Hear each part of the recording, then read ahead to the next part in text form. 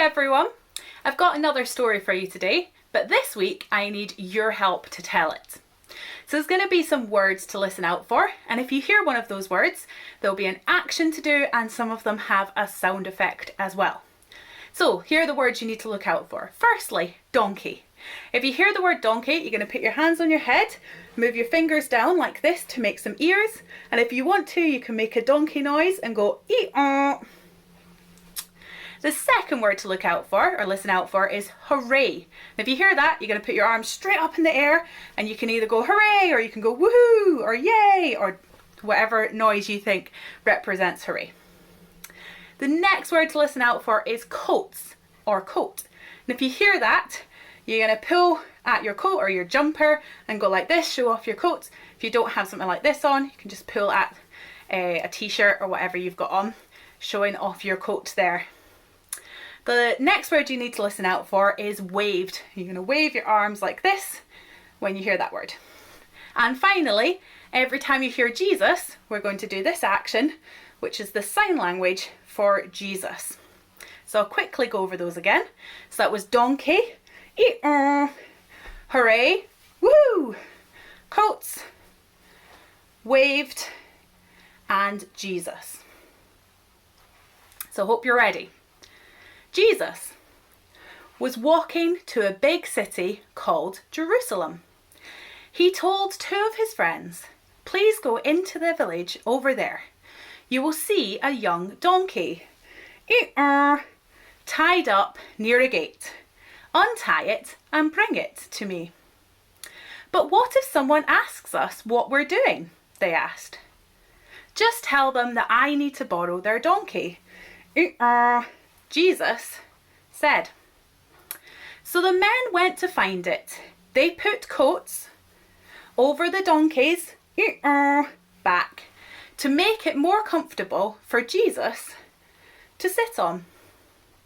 Jesus rode the donkey into Jerusalem. People cheered, "Hooray! Woohoo!" and laid their coats on the ground to make a carpet. They cut branches of palm trees at the side of the road and waved them in the air as the procession passed. As they waved, everyone shouted, "Hooray!" for Jesus.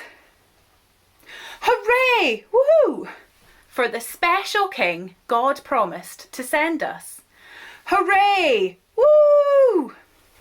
Thank you for joining in and helping me to tell the story. Bye!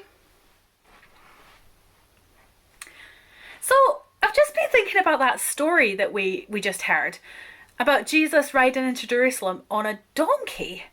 And it doesn't really make any sense to me. Like, Jesus was a king. It even said that in the story. And he was this king that they'd all waited for. So why would he be on a donkey? Surely he'd be on a chariot or some grand horse. Just not a donkey. I don't understand. That's a great question, Ali. This week we're going to be answering some questions about various things to do with Easter. So why don't we start with that question? Why did Jesus ride on a donkey? Nowadays, leaders like kings and queens and presidents and prime ministers, they usually travel in big posh cars and sometimes even in private jet planes. For very special occasions, the Queen will sometimes ride in a beautiful golden coach. Back in Bible times, kings and emperors would sometimes ride on a chariot, and sometimes they would ride on a very large horse. So why did Jesus, if he was a king, why did he ride on a donkey? Well, there's really three parts to answer that question. First of all, many hundreds of years before Jesus was born, God used to speak to his people through messengers called prophets. And the prophets told the people what God wanted them to know. And one of the main things he spoke to them about was that one day he promised he was going to send a Messiah who would be their king, their saviour, their rescuer. And one of the prophets was called Zechariah. And here's what he said to the people. "Shout for joy, people of Jerusalem. Look, your king is coming to you. He comes triumphant and victorious, but humble and riding on a donkey, on a colt, the foal of a donkey." So when Jesus rode into Jerusalem on a donkey, he was showing people that God was keeping his promise to send the Messiah, and that Jesus was the Messiah, the King, the Saviour, the rescuer for the world.